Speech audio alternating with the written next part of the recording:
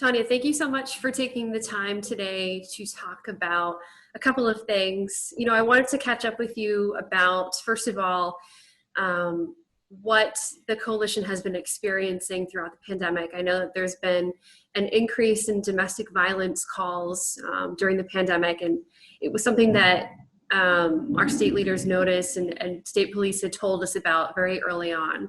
So from the coalition standpoint, what has Rhode Island been dealing with, and what can you say in terms of any notable statistics that people might want to know about?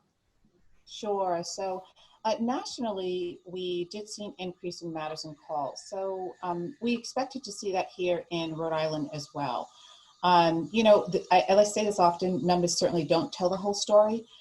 However, we have seen at least double, and in some instances, over a 90% increase in the amount of calls to our statewide helpline and also our member agency hotline since March. And while calls have increased, we've also seen an increase in the demand for all of our services. It's through the advocacy and the work of our full member agencies that we served just under 6,000 clients and a total of just under 15,000 emergency shelter bed nights between March and September of this year alone. That's certainly a lot to keep track of. During this time, a lot of us are home, more isolated, and that may lead to some of these situations, right, where people may be feeling more trapped than they might normally have because they have nowhere else to go when everything is closed, or they need to stay home for their own safety, right? Sure. Well, shelter in place is necessary, of course, in particular during a pandemic. However, for survivors of domestic violence, home is not necessarily a safe place.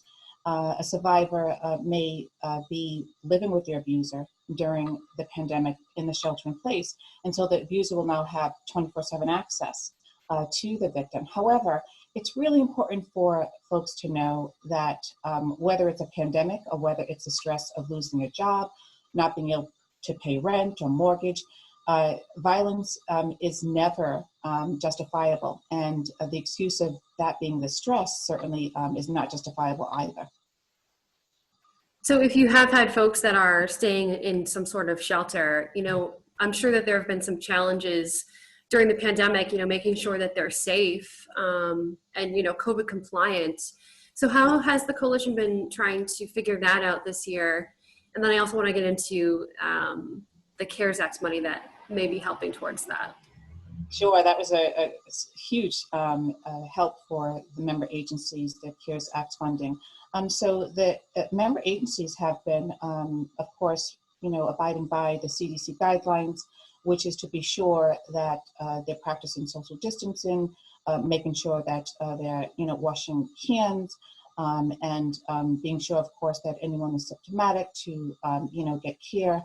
So the agencies are doing all the things that Rhode Islanders are doing as well, making sure, of course, that the shelter is safe for staff and also for survivors and their children as they are seeking a safe place to stay when fleeing a violent relationship. That's got to be hard though, right? I mean, what sort of things, I know that you guys are getting this CARES Act money that will help towards any necessary upgrades. What sort of things are you purchasing to make that happen? Yeah, so, it's through opportunities like this that we're so grateful and excited about. Domestic violence is a community issue and it needs a community response. And so this grant opportunity is certainly that. It's a community response. And so we're grateful to the Rhode Island Foundation and to the governor for her constant support for victims and survivors of domestic violence and their families. This kind of partnership in this grant is so crucial now more than ever. And so the part of the funding will go towards shelter improvements and shelter upgrades. And the other part of the funding will go to counseling and advocacy services, and all of this will be delivered by the advocates who work in our agencies.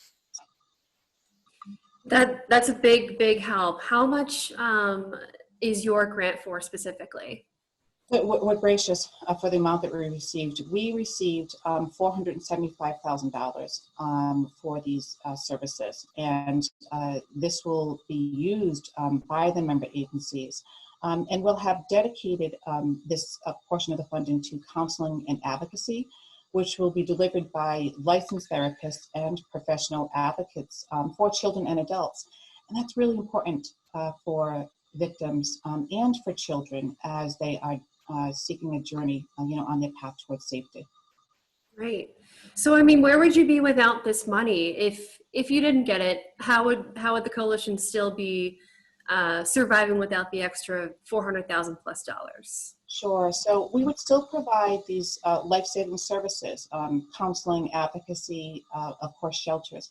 What this funding is allowing us to do is to provide additional, right? And so what we know is that during the pandemic, we have seen these increased amount of calls for services. And so this funding will allow us to better support that. And so we're really grateful and excited about this opportunity so that we can provide these much needed life-saving services to survivors, victims, and their children. Really just helping agencies kind of catch their breath a little bit, making sure that they have what they need at the baseline, but then also to give more. That's what I've been hearing from other folks as well. Is there anything else that you wanted to make sure that people know, and any resources in particular that you want to give a little shout out to as well? Absolutely. To victims and survivors and to the Rhode Island community, we are here and we are open. Our advocates are working tirelessly every day to meet survivors' needs. We 10 member agencies provide services statewide from one end of the state to the other for victims and their families. And if you need assistance, please reach out to our helpline, 1-800-494-8100. And also, if you're able to utilize our 24/7 online chat service through the Coalition website. Tonya, thank you so much. I really appreciate the time. Thank you. We're so appreciative when we have opportunities to share information and get all of this really important information out there. And so grateful for this opportunity, the additional funding. So we appreciate it.